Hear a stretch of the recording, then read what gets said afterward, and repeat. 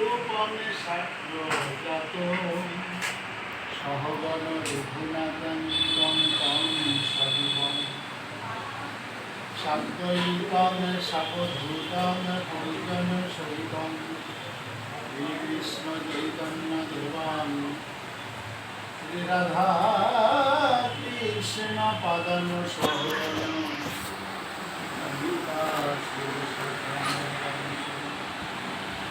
মা মা ও মা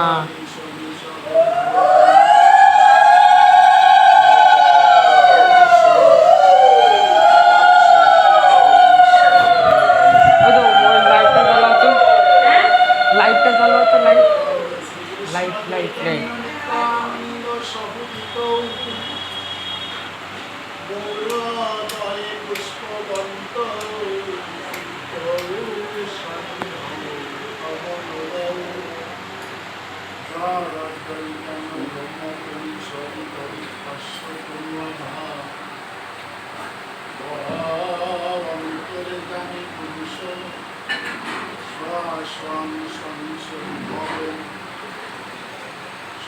সর্বপূর্ণ জয় ও ভগবান স্বয়ং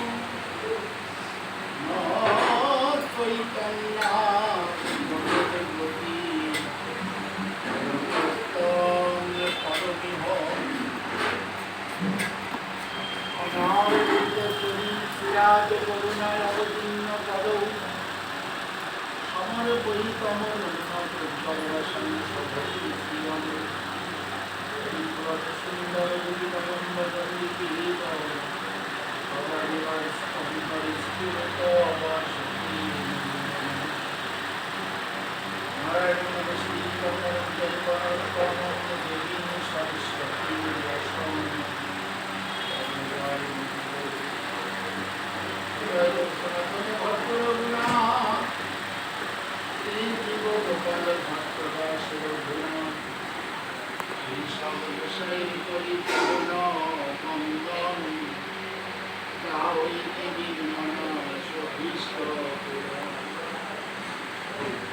ওম নমো ভগবতে বাসুদেবায় ওম নমো ভগবতে বাসুদেবায় ওম নমো ভগবতে বাসুদেবায়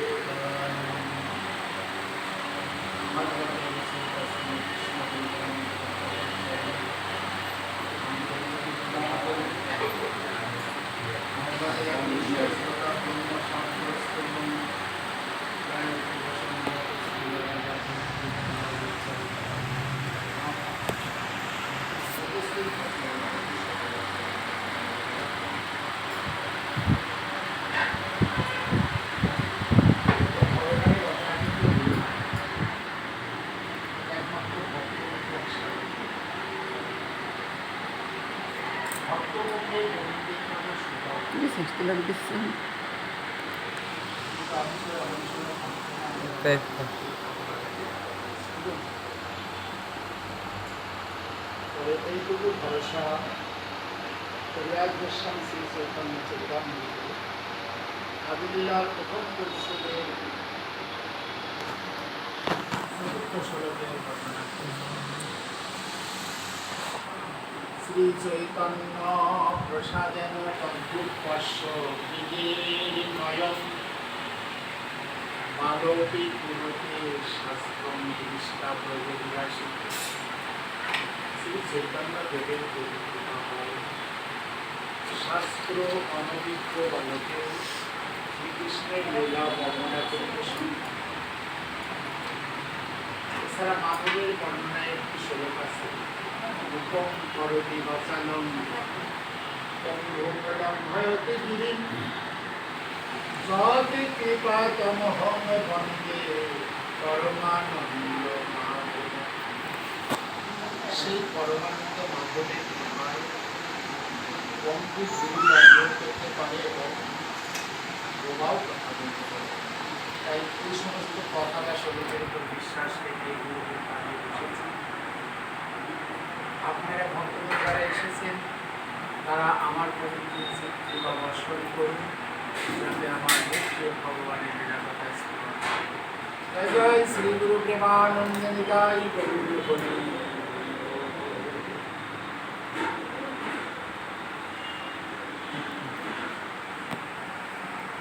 ভগবানের অপ্রাকৃত লীলা তাদের কাছে মিষ্টি লাগে, তাদের কাছে মধুর লাগে, যাদের মৃত্যু আসলে মুমূর্ষু যারা হৃদয়ে এই ভগবানের যে অপ্রাকৃত লীলা তাদের কাছে মধুর লাগে। কিন্তু আমার মতো যারা তাদের কাছে বারান্দা দিয়ে যাও, কেন এখনো মৃত্যু চিন্তা আসে, মনে ভাবি যে আরো বহুকাল, যাদের আরো বহুদিন বাঁচার আশা আছে তাদের কাছে ভগবানের লীলা কথা মধুর লাগে।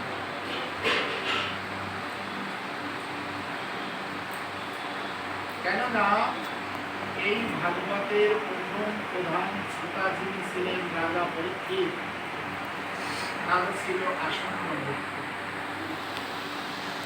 যদি রাজা পরীক্ষিতের মৃত্যুকাল উপস্থিত না হতো তাহলে তিনি হয়তো ভাগবত কথা শুনতেই বসতেন। আর আমরা এত তাড়াতাড়ি ভাগবত জগতেই পেলাম। আপনারা শুনেছেন কীর্তনকালের যুদ্ধ শেষে যখন পাণ্ডবদের বিজয় হয়েছে, দুর্যোধনের সবাই নিহত, কিন্তু তখনও দুর্যোধনদের মধ্যে জীবিত ছিলেন গুরু দ্রোণাচার্যের পুত্র অশ্বত্থামা। এই অশ্বত্থামা জানতে পারলেন যে এখন পাণ্ডবদের সেই বংশধর উত্তরাদেবীর গর্ভে আছে। উত্তরাদেবীকে অর্জুনের পুত্র অর্জুনের পুত্র অন্যায় যুদ্ধের নিহত হয়েছেন। তার সন্তান এখনো তার স্ত্রীর গর্ভে আছে, এখনো ভূমিষ্ঠ হয়নি।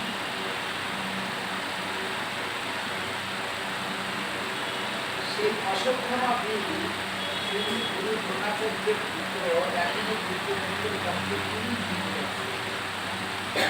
আছেন। অশ্বত্থামা বীর ভাবলেন যে আমি যদি উত্তরাদেবীর গর্ভ বিনাশ করে দিতে পারি তাহলে পাণ্ডবদের বিজয় বিজয় থাকবে। কেননা ওই উত্তরার গর্ভের সন্তানই পাণ্ডবদের শেষ বংশধর।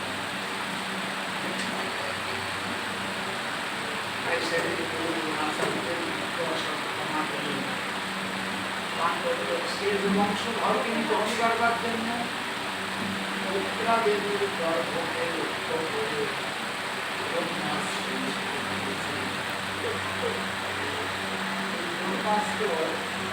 বাতাস আগুন হয়ে উত্তরাদেবীকে বিনাশ করতে ছুটে আসছে। সেই উত্তরাদেবী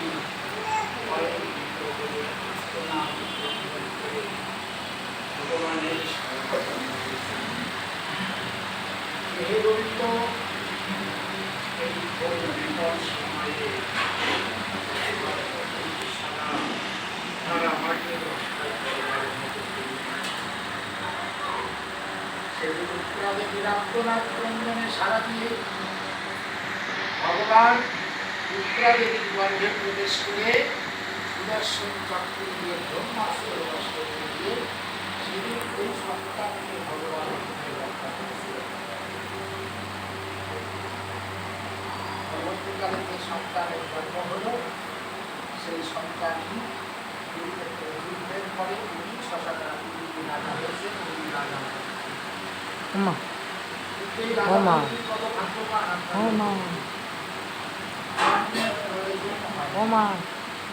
জন্মের পূর্বে তিনি মায়ের গর্ভে ভগবানের মাধুর্য দর্শন করেছেন। মায়ের গর্ভে বসে ভগবানের রূপ তিনি দর্শন করতে পেরেছেন। ভগবানের অপ্রাকৃত রূপ দর্শন করে রাজা পরীক্ষিত মায়ের গর্ভে থেকেই ভগবানের চরণে আত্মনিবেদন করে দিয়েছিলেন। তার মুখ থেকে পুরো বিমোহিত হয়ে গেছে। তারপরে যখন কানে ভগবান শ্রীকৃষ্ণ যখন লীলা সংকলন করে সমাজে ফিরে গেলেন, ওই রাজা পরিস্থিতি একদিন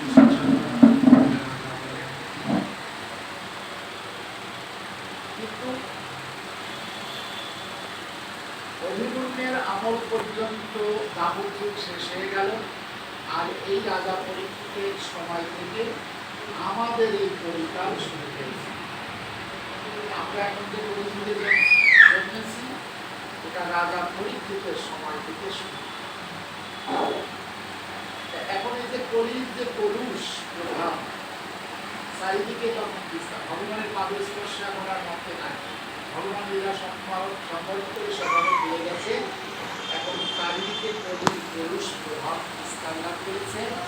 তাই মানুষ অধর্ম, অন্যায়, অপকর্ম, হিংসা, নিষ্কর্ম করা শুরু করেছে। তাই এই কলির পুরুষ প্রভাবে অত্যন্ত ধার্মিক রাজা হয়ে দুনিয়াগুলি একটা অধার্মিক কাজ, অন্যায় কাজ করে বসে। অন্যায় কাজ রাজা পরীক্ষিত একদিন হরিবায় হরিণ শিকার করতে মনে হয়েছে। হরিণ শিকার করতে তো দৌড়াদৌড়ি করে জলের তৃষ্ণায় কাতর হয়ে গেছে। কিন্তু বনের মধ্যে জল খুঁজে খুঁজে কোথাও নেই। অবশেষে নিকটে দেখেন একটা মুনির আশ্রম, একটা শ্রমিক মুনির আশ্রম। ভেবেছেন ওই মুনির আশ্রমে গিয়ে যদি তার কাছে আমি জল প্রার্থনা করি, নিশ্চয়ই মুনি ধ্যান করে ওর যেভাবে আমাকে জল তখন রাজা শ্রমিক মুনির আশ্রমে গিয়ে জল প্রার্থনা করলেন। কিন্তু মুনি তখন ধ্যানস্থ। রাজা অনেক দেখেছেন কিন্তু ধ্যান পায়। অবশেষে রাজা কি অন্যায় কাজটা করলেন, কি আমি রাজা এসে তার কাছে জল প্রার্থনা করছি আর সে জল দিচ্ছে না। তখন ওই যে পুরুষ প্রভাব তাতে রাজার মনে তখন উনি কি করলেন, বিপদে দেখেন একটা মৃত সর্প সর্প যদি তার গলায় জড়িয়ে দেয়, নিশ্চয়ই ধ্যান ভেঙে যাবে এবং সে আমাদের জল দিতে পারবে। তখন রাজা পরীক্ষিত করে ওই মৃত সর্পটা সবই গলায় জড়িয়ে, কিন্তু তাতেও কোনো ধ্যান মানে। কিন্তু এতে কি হলো, সে ভগবানের আরাধনা করছেন আর তার গলায় দিয়েছেন মৃত সর্পকে, অপমান করলেন একজন ভক্তকে, সাধুকে অপমান। তারপরেও যখন মুনি ধ্যান ভাঙল না, জলের তৃষ্ণায় কাতর হয়ে রাজা এখন প্রাসাদে ফিরে আসছে। কিন্তু রাস্তায় যেতে যেতে নিজের মনে নিজের যে অনুশোচনা করছেন, আমি আজকে কেন এই মহতের অবমাননা করলাম। সে ভগবানের আরাধনা করছে না, তার গলায় আমি মৃত সর্প তুলে দিয়ে করছেন, এর জন্য তো আমার কোনো শাস্তি হওয়া উচিত ছিল। আর এদিকে কি হলো তাই ভাবতে পারি। ওই শ্রমিক মুনির শিশু পুত্র শ্রীদেবী অন্যান্য মুনি পুত্রদের সঙ্গে কৌশিকী নদীর তীরে খেলায় রত ছিলেন। তখন এত খেলার সাথে গিয়ে বলছেন যে ভাই শ্রীদেবী, তো পিতার গলায় রাজা পরীক্ষিত সে মৃত সর্প জড়িয়ে দিয়ে অপমান করে গেছে। রাজারা তো প্রজাদের রক্ষ, আর সে রাজা যদি এসে প্রজাদের উপর নিপীড়ন করে, নির্যাতন করে, তাহলে আমরা তো বিপ্র, আমরা তার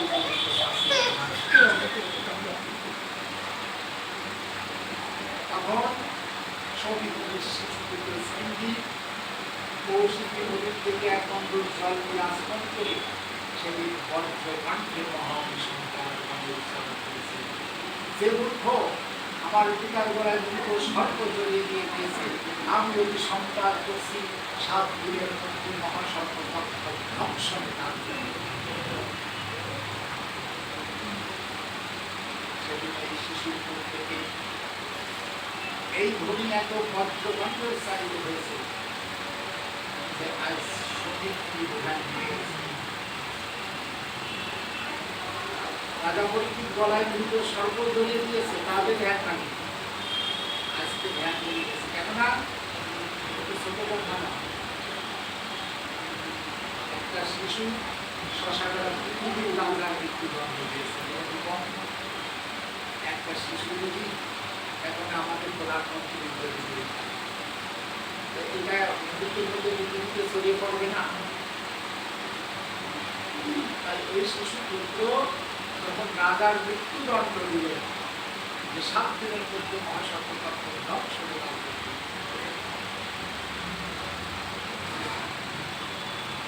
আজকে শ্রমিকগুলি ধ্যান নিয়ে গিয়ে কি করছেন, কিন্তু একজন সাধুর চোখে নিজের দোষ ত্রুটি শুরু থাকবেন। আর প্রাকৃত জগতে আমাদের কি হয়, আমাদের চোখে শুধু পরের দোষটা ধরা। আমরা বসে বসে শুধু পরের দোষ দেখি আর পরের দোষ অন্বেষণ করি। আমাদের কোনো দোষ আছে আমাদের চোখে ধরা পড়ে না, কিন্তু একজন সাধুর চোখে নিজের দোষ ত্রুটি ধরা পড়েছে। নিজের পুত্রকে তিনি পুরস্কার করলেন, ত্যাগ করতে হলেন। রাজার অপরাধ সামান্য, তাকে কেন লঘু পাপে তাকে দুর্দণ্ড দিয়েছে, তোর মনে পুত্রের আমার প্রয়োজন, তোর মনে পুত্র আমি ত্যাগ করে দিলাম। এইগুলো নিজের পুত্রকে ত্যাগ করে দিচ্ছে, হলেও আমার শিশু পুত্র, যেহেতু মুখু পুত্র, ছোট সাপের যে বিষ, বড় সাপের হলেও শিশু পুত্র তার বাক্য কখনো রদ হবে না। রাজার মৃত্যু হয়ে যাবে, তাকে যদি আমার একটু উপকার করতে হয় তাহলে অন্তত মানে এই মৃত্যুর সংবাদটা আমার কথা। এখন আর সেগুলি মৃত্যুর সংবাদ না যায়, অজ্ঞাত অবস্থায় 7 দিন পরে তার মৃত্যু হয়ে যাবে, সে বুঝতেই না।